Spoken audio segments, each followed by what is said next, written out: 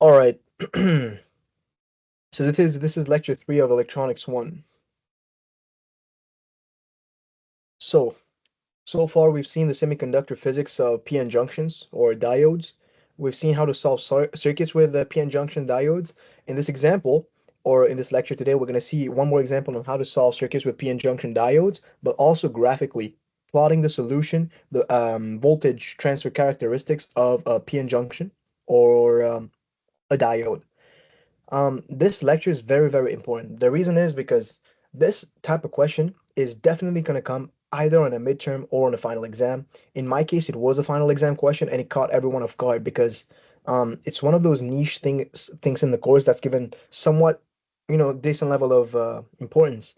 But then when you went to the final exam, no one had actually prepared for it. So this is a very, very important lecture. So I suggest you pay very close attention to the things that I'm about to get at in this lecture today. And also, you might also notice that we're way ahead of schedule with the YouTube videos compared to your lectures in your classes with your actual professors. And that's my goal, actually. If you watch my videos, you will be set for success in that class. And when I say success, I'm meaning very high success. If you stay consistent with, watching the video to the full length and really understanding everything that I'm going through, because I'm going through everything that's going to get you essentially an A plus. That's my promise. You go through my videos, listen to everything that I say, and you do everything as I say because I've been through it myself. And you go through everything just the way I tell you to. And if you put a lot of trust in the things that I go through, you will get that A plus. Anything you want, you will be in the A's. So with that being said, let's get to this lecture. So today's lecture, the title is Graphical Analysis of Circuit with Diodes and Analytical Intuition. So let's get started. So we have this example here. We're given the circuit. We want to find V out if V in is equal to 6 volts. So again, with reference to the previous lectures, we know that if we want to find or analyze a circuit, we have to make assumptions based on the states of our diodes. So, and I've said in the previous lecture, if you go back and watch it, is that you can make smart assumptions about the state of your diodes before solving your circuit. So in this case, I'm seeing that the input voltage is given here. By the way, the input voltage, sometimes we just give it as a node here. It's just good to remember that it's actually with reference to ground that this input voltage is given. Usually in electronics 1, electronics 2, we don't really write the ground because it's a little bit too lengthy. It makes the notation a little bit more, heavy to handle. So we're just going to call it V in right here, for example, and the same thing V out. But you have to understand that these voltages are being taken with reference to ground right here. Same thing for the V out and same thing for the V in. So now, if I know that my input voltage is being given here, so my kind of approach with it is that if I have a source right here that's giving me V in into the circuit, that means I'm feeding current into that circuit. So if I feed some sort of current I into that circuit, the current is going to split. Some of it's going to go here and some of it's going to go here. If some of that current that I give I is going to split here and here, that means that diode has to conduct current in this direction because I am splitting my main current into two little branches. So that means the diode has to be on. Okay. But now by the same analogy, so if I have the current coming here, current coming here, these two currents are going to combine to be that same initial current that was here. So that means that current is going to flow through this diode, which means that this diode has to be on for the current to flow. Okay. So with that being said, I will assume that this diode is on, and then this diode is on, and then I'll make my analysis from there. So that's all you got to know. That's all you got to know right now. Also, in the previous lecture, I did a circuit analysis with diodes where I assumed, I think the lecture is right here if I pull it up. Yes, here we assume that the diodes are ideal, but in this case, we're going to assume the diodes are real. This is the real model of a diode, okay? So the diode is connected, diode in series with a voltage source, in series with RD. However, a lot of times RD is usually very small, so in this class you can basically ignore RD, so it just becomes a short circuit right here. And then this VDO right here, the voltage source in your diode, is equal to VD on. And VD on is the value that's going to be given in this problem, for example. So you have VD on, you have VB, you have R1, and then you have R2. These are given values, given parameters for this circuit right here. So like I said, RD is usually very, very small and it can be ignored. All right. So the assumption in this case is that Both diodes are on. D1, D2 are both on. Okay, so the overall circuit, so right here, this diode, I'm going to replace it by a diode in series with a voltage source. Same thing with here. The diode is going to be replaced with a diode in series with a voltage source, essentially. Just like I did so. These dots just mean that the diode was here, but since I assume both diodes are on, that means it's going to be a short circuit. So that's all I did here. So my overall circuit is just going to become like this. Now, if I look at the circuit, I see two voltage sources right here connected on this side to the input and then on the other side to the output. Right away, I can write an equation that relates this voltage sources with the input and the output, because my goal in this case is to calculate what the output is given that my input is 6. So that's what I'll do. I will say that V input minus V output is equal to the sum of these two voltage sources. So this minus this is equal to this addition right here, okay? Or another way you can see it is if you take V out, okay, you add it to VB, you add it to VD on, that equals input. That's another way you can kind of see it. So this is my equation right here, and I will isolate V out from here. So from here, I'm just gonna plus V out on both sides. So I get this equation, I isolate for V out, and then I get this equation. From here, all I gotta do is plug in my values. I know that V in is 6, VD on is 0.7, and VB is 3, so that gives me my iPod output voltage of 2.3 volts. Easy part. So the part one of the question is essentially done. I just got my 2.3 volts um, voltage for my output. The only thing that we need to do is to confirm the state of our diodes, right? We want to make sure that the diodes are actually biased in the way they're supposed to. So over here, um, here's how we're gonna see this. This is 6 volts. This is 2.3 volts that we calculated. So this is high voltage, this is low voltage, so current is going to want to flow in this direction. Okay, since current is going to flow in this direction by the same argument as before, it's going to split over here, split over here. Due to the current splitting over here, this has to be on, okay? Or one more way to see this is that, yes, one more way to see this is this plus this is equal to 6. So if this voltage right here, okay, this plus side and the minus side of the D1, so if I have plus minus VD1 right here, if I'm measuring it from these two terminals right here, they should be the same voltage because the same point. So if I take 2.3, I add it to VB to VDO, I get 6 volts. So it's basically the same voltage right here. So that means that this diode is on, no contradiction here. Same thing over here. Okay, since this current is coming in, that same current is going to go out flowing through this diode. That means this diode is on. So no contradictions. My output voltage is calculated and the states on my diodes are confirmed. So there's no contradiction right here and we can move on. So that's the easy part of the question because it's essentially just circuit analysis and just being careful with the way we write our equations and everything like that, as well as the state of the diodes. Now we're going to move on to the harder part of the question. And this is the part where I need you to pay very, very close attention because we'll be plotting the state of our diodes, V out over V input, okay? Um, and it's pretty tricky if you don't pay attention, but if you pay attention and you listen to everything that I say here, it's very simple. It's actually quite simple and very elegant as well. So here it says plot the voltage transfer characteristic V out versus V in. So when you're faced with a question like that, there's a step-by-step method that you can proceed with, and it's pretty mechanical if you go through it pretty well. One sec. Excuse me.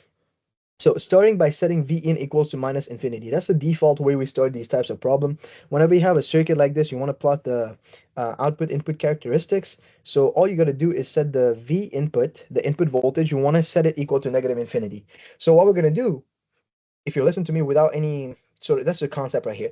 You have a circuit, you're going to take that input and you're going to bring it as negative as possible, right? So very, very negative, negative infinity. Then what you're going to do is you're going to assess that circuit at negative infinity. You see how what the state of your diodes are, right? So when you're very no negative in your voltage, you're going to look at the diodes and kind of get an understanding on the states at which they're on. Are they on or are they off? That's your goal. And then once you figure that out, you're going to slowly start increase that voltage. You're going to start increasing that voltage. And due to you increasing that voltage, some diodes in your circuit are going to turn from off to on or on to off, right? So you want to find these points where your diodes are going to switch their state. And the assumption when doing these types of problems is that once you have one diode switch, it can never switch again, okay? So you want to find these points that your diodes are going to switch at, and then again find your output versus input for that specific case, because every time your diode switches, your circuit switches, because a short circuit is not the same as an open circuit. So if a diode was an open circuit before and it switched, so it's a short circuit, that means you have to do analysis again. Okay, so you're going to find all the points that your diodes are going to switch at, find your output versus input, and then plot it on a graph nice and pretty. So this is what we're going to go through. We're going to set V in equals negative infinity and assess the states of our diodes. So if V input is very negative, that means all of this right here is the same point, very negative. So this point right here is very negative. It's negative infinity. That means whatever this voltage here, I don't care. I know that this side of my diode is very negative, so this diode has to be off. Because for this diode to conduct current, this has to be more than this one. The positive has to be bigger than the negative. But since the positive here is being biased as being very, very negative, that means this is even more negative than this, okay? So your diode is not going to conduct current, your diode is going to be off. So this diode is off. Now, same thing here. This point, negative infinity, it goes through a voltage drop, it's still negative infinity, still very, very negative. So all this is negative, negative, negative. So here you have negative infinity. Now I don't care what this voltage here is, because if this one is very negative, it doesn't matter how positive or how, even if it's negative, it doesn't matter how negative it is, because negative infinity is always going to reign stronger. So this diode has to be off as well, because the positive side of the diode right here is more negative than the negative side itself. So I hope you kind of understood that, because a diode essentially is like this. This is the positive side, this is the negative side, this is the stronger positive side, this is the negative side, okay? Usually that's the way it is. And this one is the higher voltage, and this one is the lower voltage, so current passes in this direction. If you bias your positive side to be very negative, this diode is automatically off, regardless of whatever your negative side actually is. So we've just deduced that D1 and D2 are off. So when we have D1 and D2 off in this circuit, that means your circuit is going to simplify to this. So over here you have an open circuit because the diode is off, and same thing here, you're going to have an open circuit. Now, the way to kind of look at this, if you have an open circuit, there's no current flowing through this, and there's no current flowing through this, and no current flowing through this either, okay? So your circuit, if I'm cleaning things up, essentially is just the resistor between the input and the output, okay? Now, if you look over here, if there is no current coming out, I equals 0, and then I equals 0 right here, okay? And then you have I alpha coming in. So if you want to do a KCL, you're going to have I alpha coming in, you're going to have 0 current coming in, and that is equal to 0 current coming out, okay? So that's the KCL that I did here, which really just means that this current right here, I alpha, has to be equal to 0. One more way to look at it is, if there's no current here, there's no current here, that means there's no current here. All right, it's just the way that's just the way it works. Okay, so since we've deduced that I alpha is 0, that means that this input has to be equal to the output. All right, I don't know why I wrote negative infinity here, but that doesn't matter at this point. So this input has to be equal to this output. Because there is no current, I alpha is 0, as we just proved it. So now what I want you to understand is, when you're at negative infinity, your diodes are off for reasons we've just talked about, which means that your output and input are going to be equal in that specific case when the two diodes are off. All right. Now, since we've already found the input versus the output characteristics, when the diodes are off, we want to find the breakpoints at which one diode is going to switch, and that input-output relationship will change, okay? Because right here, if I were to plot the output versus the input, this is a linear graph, it was going to look like this. But at some point, one diode will switch, all right? As you keep increasing, this is negative infinity, as you keep increasing negative infinity to some positive value, all right, at some point one diode is going to switch. So this output versus input is no more going to be this linear curve. It will be linear, but it won't be V out equal V in specifically. It will change. So let's find these points. So how do we find the breakpoints? We know that D1, D2 is off. At what point will D1 and or D2 switch modes? So both diodes are off, so we want to find which diode is going to switch to on. So we have this circuit right here, just as before, okay? And in this case, we know we're working with V out equal to V in that region. In that case, we're working with that right now. So we know this is given, V out equal to V in. We know that the current is equal to 0 here. and then we know that the current is equal to 0 right here. So now what I want to do is I just want to label this open circuit as the voltage across the diode itself. So this is plus minus, I will call this VD1, and then this is plus minus, I will call this VD2. Okay, now how do I know that one of my diodes switched? This is a very important conceptual point, pay close attention. Take this for example, okay, VD1. How do I know this diode switched? This diode is going to switch when this is no more an open circuit, it becomes a short circuit, right? That's how you call a diode to be on. So right now we know that the diode is off. So at what point will this diode switch? This diode will switch when VD1 is equal to 0, okay? So when VD1 equal to 0, that means a short circuit because the voltage across a short circuit is just a wire. There's no, this is the same voltage all over the place. So it's going to be equal to 0. The difference between the positive and the negative right here, well, it's the same. So it's going to be equal to 0. And the same applies for this case, right? How do we know that this diode is on? Well, if VD2 is equal to 0. So our goal is what we're trying to do is we want to express VD1 and VD2 in terms of the input voltage, okay? And then we set VD1 and VD2 equal to 0 because that's the condition that's going to allow us to find at what input point does that voltage VD1 or VD2 equal to 0, which means that the diode is going to switch modes. I hope that's very clear. So we're going to do that a lot. And then if you didn't understand, you can just rewind the video, just watch it a little bit more, and then come back to here. But now we're going to move on because we want to express VD1 in terms of Vin and Vout, or doesn't matter in this case because they're both equal. Okay, so here I can say, if I want to write an equation that involves VD1, I can say that Vin minus Vout is going to be the summation of these voltages inside. So VD on plus VB plus VD1. Okay, so Vin minus Vout equals VD1 plus VD on plus VB.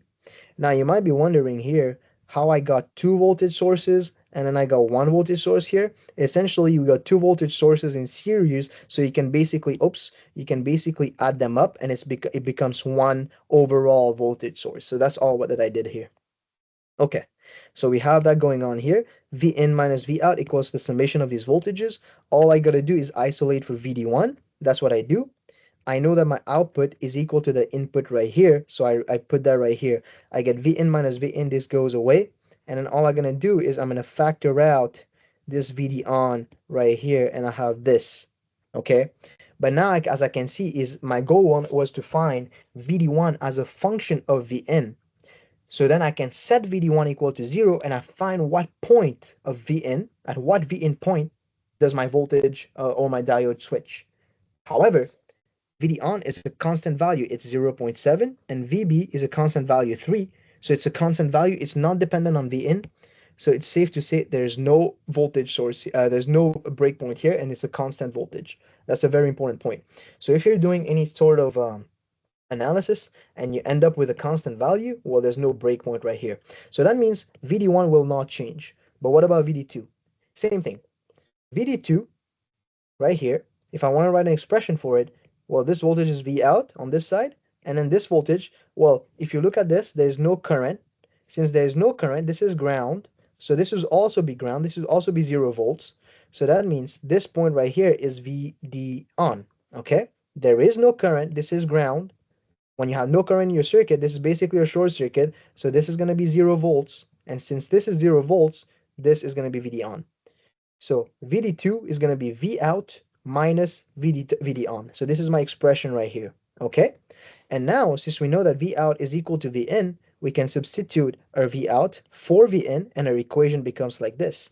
Now, as I've explained before, the way we know that this diode is now switched and it operates as being on is if this switches to an closed circuit. And how do we know this is a closed circuit? Basically, when this voltage is equal to 0. So neat. We got VD2 in terms of Vin. So all we gotta do is say that the condition for D2 to be on is when VD equals to 0. So we're gonna do that. We're gonna set this equal to 0, and our equation becomes Vin minus VD on equals 0, which means that Vin equal VD on. And since VD on equals 0.7, that means Vin equal to 0.7. So what does that mean? All it means is that you have your voltage output input characteristic right here, okay? When it's very negative, V out equals V in, and at some point 0.7 on the input line, okay, let's call this, let me just draw a graph like this, just a vertical line. When it reaches this point, this expression V out equal V in is no longer valid for this region of the graph. All right. At this point, the diode state has changed. This one, both diodes D1, D2 off, off, right? Okay, or both diodes are off. So after that 0.7 point, well, D2 is now on and D1 is off. So your circuit is totally different, right? It's a totally different circuit. So this expression of V out equal V in is not going to be valid in this region. Okay, so next, let's move on. Let me just increase my brightness a little bit more here. Awesome. So I hope that's very clear. Okay, so this is a breakpoint. This is a point at which D2 is going to change. Okay, so our circuit, let me see here. Perfect. So our circuit becomes as such. All right, this diode D2 is going to be turned on, and then this one is still off. So what do we have to do here? Now we have to define the same thing as I've said before. After that 0.7 threshold, at that point 0.7 on V in equals 0.7, our V out equals V in equation is no longer valid. So we have to find a new equation of V out in terms of V in a new circuit so that we can plot that new graph inside of our main overall transfer characteristic. So this is what we're going to do.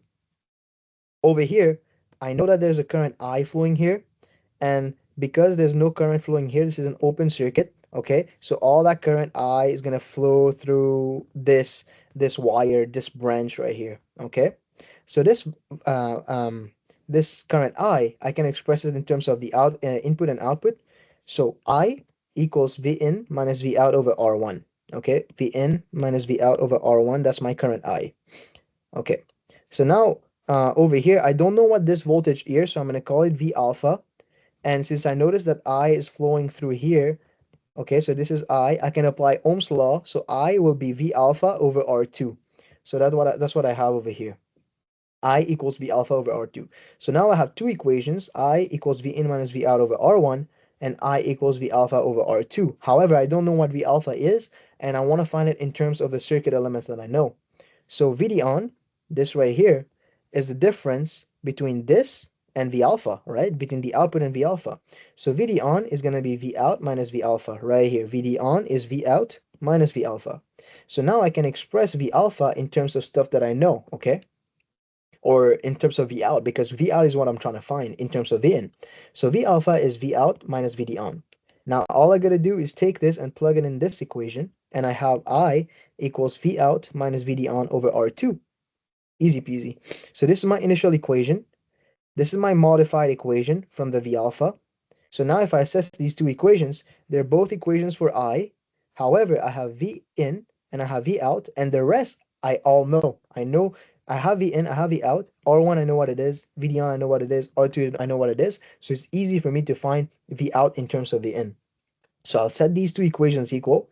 V out, V in minus V out over R1 is equal to V out minus VD on over R2. All I will do is split the denominators, okay, from here. This is the same thing as this. I'm just splitting denominators. And this is the same thing as this. I'm just splitting the denominators again. Once I do this, I'm going to bring all the V out on one side. So this I'll bring to the other side. So I have V out over R2 plus V out over R1 is equal to this thing. Okay. Now, from here, once I have this, I will factor out my V out. So V out comes on the outside with multiplied by this coefficient, okay, of the resistors. And then I can isolate for V out easily. So once I do this, I can bring this, or more simplified, what I did from here to go there is I just did 1 over R1 plus 1 over R2 equals R2 plus R1 over R1 R2. Okay, that's all I did. So that's just like a common factor when you're doing fractions. That's the same thing. I'm just combining the denominators, okay? I'm multiplying both sides by R2, R2, and then R1, R1. So the denominator is the same, so the numerator is going to add up. So this is what I have. So then if I divide this on both sides of the equation, I have this expression in terms of V out in terms of V in. Simple. All you got to know is from this equation, all you have to do is isolate for V out. Whatever method you choose to do that is valid. This is just algebra. So don't get lost in the math. This is just math. Focus on the concept, okay? I have this equation. The moment you have this equation down, you're set for success. All you got to do is isolate V out in terms of V in. That's all you have to do. So once I do this, I have V out in terms of V in. Okay? After some simplifications, I do more simplifications, or really you can just leave it as is. I like to simplify the stuff so it gives me more intuition about the circuit. But once you have this here, you're set. Okay, you can plug in your values and you're set.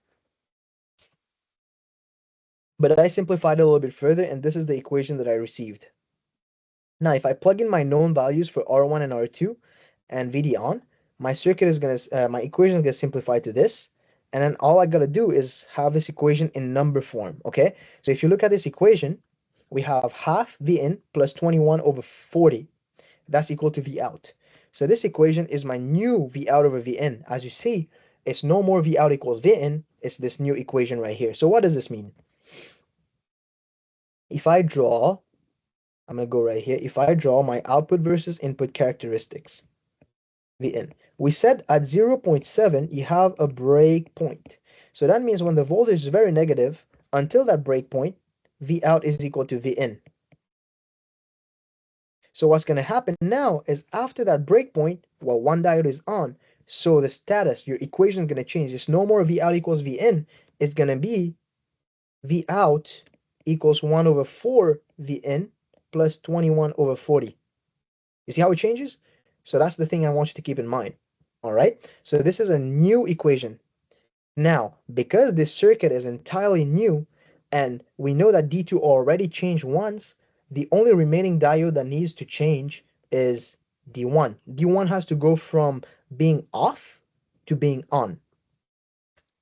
So it might happen, it might not happen, but we have to check either way.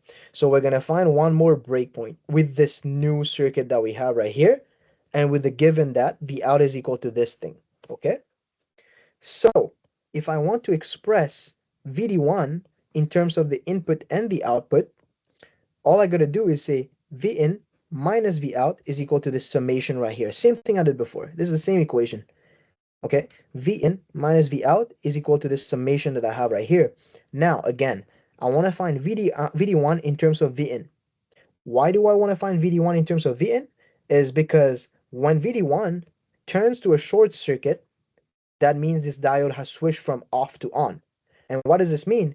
It means that VD1 is equal to 0. And when VD1 is equal to 0, I want to find that breakpoint at the input, right? When the input is equal to something, I want to find what that something is, at what point that diode is going to switch its state. So let me drink a sip of my tea and then keep on going with a fresh mind. Okay, V out minus V in is equal to the summation of the voltages. So that's what I have. I isolate for VD1, okay, and I have this. Now, this is a lot of math. However, don't get lost in the math. Let's focus on the concepts here. VD1 equals V in minus V out. What is V out? I have V out in terms of V in right here. V out is 1 over 4 V in plus 21 over 40. That's my equation for V out. So I can plug it right here. You can plug in the equation with the numbers, but I just put the equations with the variables here because sometimes your professor might just ask you to do these things only variables. So it's good to have these types of practices. Okay, so that's why I just put the variables in here. So this is just my V out. Okay, now I'm just going to clean things up a little bit. I just expanded the parentheses. I brought the minus side inside. That's what I did here. And then this is basically the same as this here. Okay. So what I'll do is I'll just factor out my V in here. I factor out the V in. I clean this thing up, okay? Because 1, I can just write it as R1 plus R2 over R1 plus R2. I can replace my 1 with this. And with that, I can just combine the two fractions into 1. So that's what I did here. And the same thing with these two. Okay, I can just combine the two fractions into 1. You don't have to do all this. You can go straight to the numbers. I just like to keep my practice with working with variables. It helps my math get better. And as well, it helps me get intuition about a circuit, as well as set me up for success in case my professor asks me to do something with only variables. Okay, this is just math. Again, just remember the main point of me trying to find VD1 in terms of V in. That's the main point. I already did this, VD1 in terms of Vin. I already replaced my V out with the variable form right here. I already have my equation. I'm just cleaning things up. That's all I'm doing. There's nothing complicated here. Okay. So now that I have this, it simplifies further to this if you work through the math. So R1 plus R1 is 2R1, and then the rest remains the same essentially. So I have this equation VD1 in terms of Vin right here. So this is the condition for D1 to be on. All right, this is the condition for D1 to be on. So I will set VD1 equal to 0 because that's the condition. When this is a short circuit, this diode is going to turn to on. So as I set this equal to 0, I want to find what input. I want to isolate from my input. So this thing is equal to 0, and now I isolate from my input. Okay, so I bring this to the other side of the equation. I multiply by the reciprocal right here, and then my equation is going to simplify to here. Okay, so this is my equation of Vn when Vd1 is equal to 0. So this is the expression. So we have a breakpoint here. We have a breakpoint here. How do we know we have a breakpoint? Well, that's because, first of all, how do we know we have a breakpoint? That's actually a good point. The reason we have a breakpoint is because we were able to express VD1 in terms of Vn. All right, it's no more constant like before. In this case, where is it?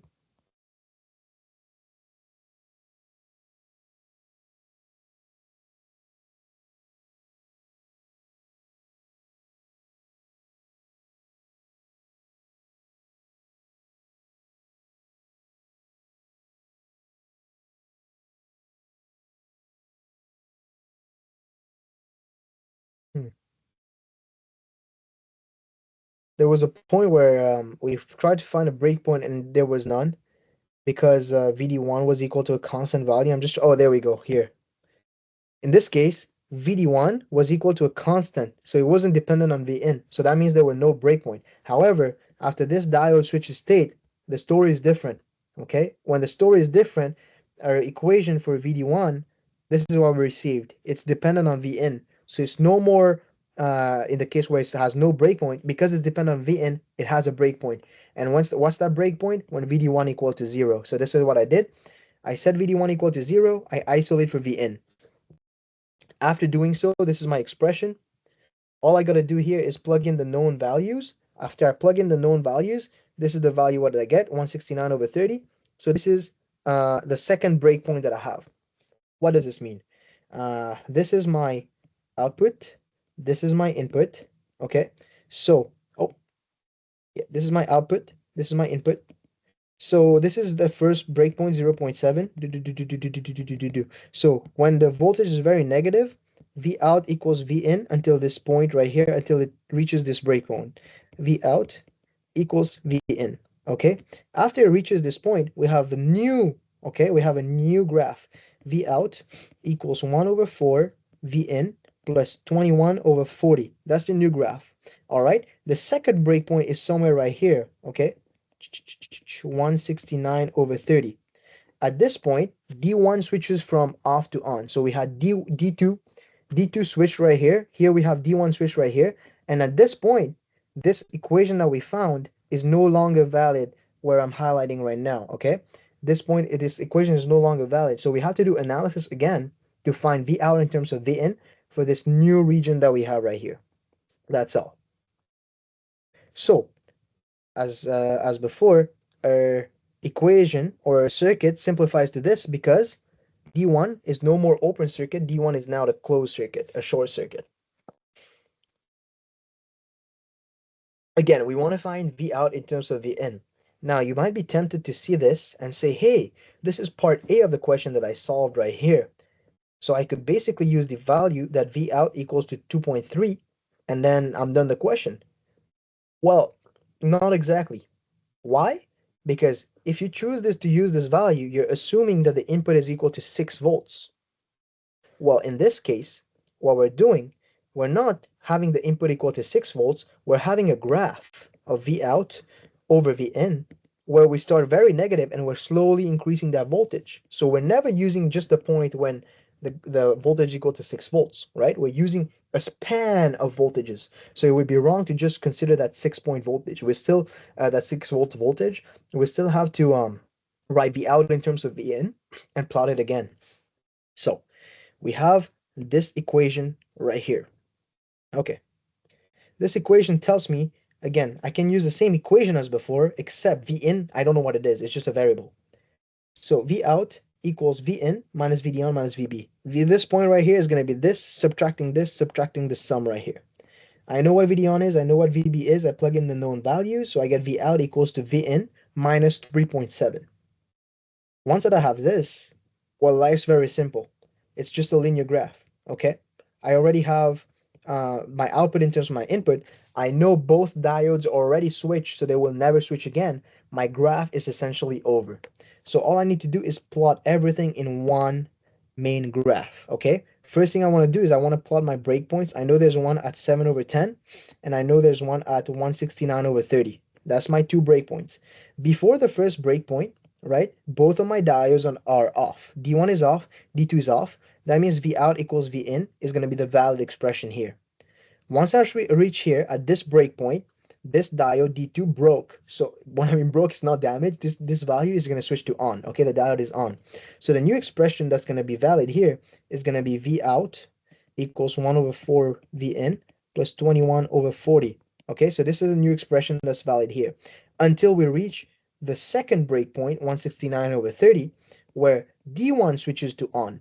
So we have both diodes on, and then we have this expression right here, V out equals V in minus 3.7, which is valid. Now, this is the way to do this question, okay? Now, if you want to be very specific, and you want to say, well, why does it not go to like 2.3 and just stabilize like the previous circuit?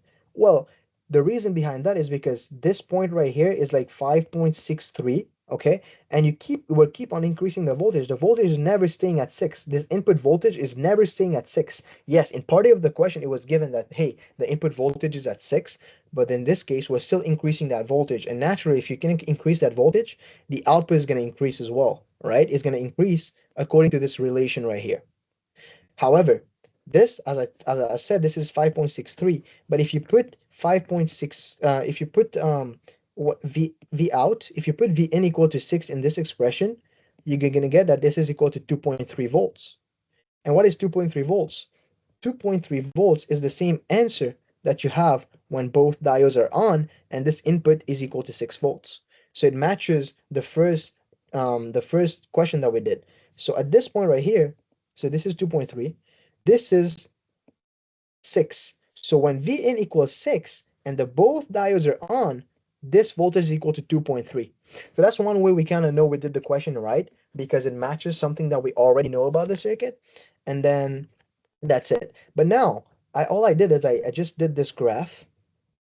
I did this graph on Desmos, okay? So if you see, this is my breakpoint number 1, x equal to 7/10.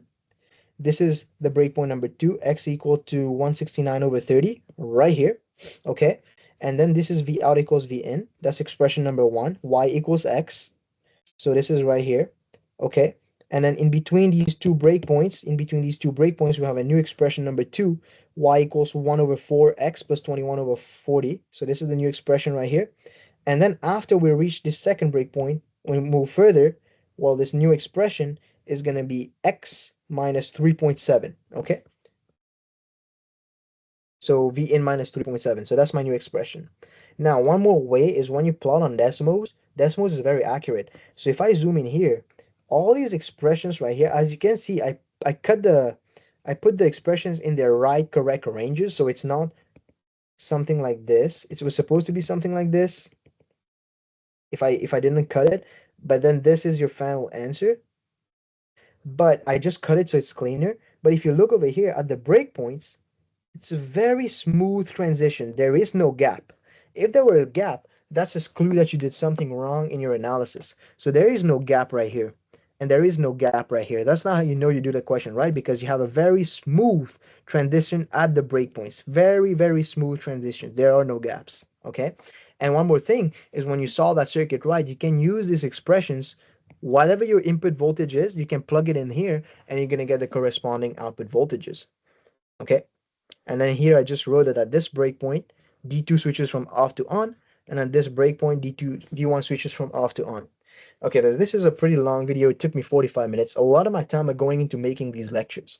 So if you're really feeling that I'm helping you a lot through these lectures, which I know I am, because this class is not easy. Um, I would really appreciate it if you could just share the videos maximum to how many people you know taking that class. That would really help me out. Subscribing, just mentioning these videos to any people you know.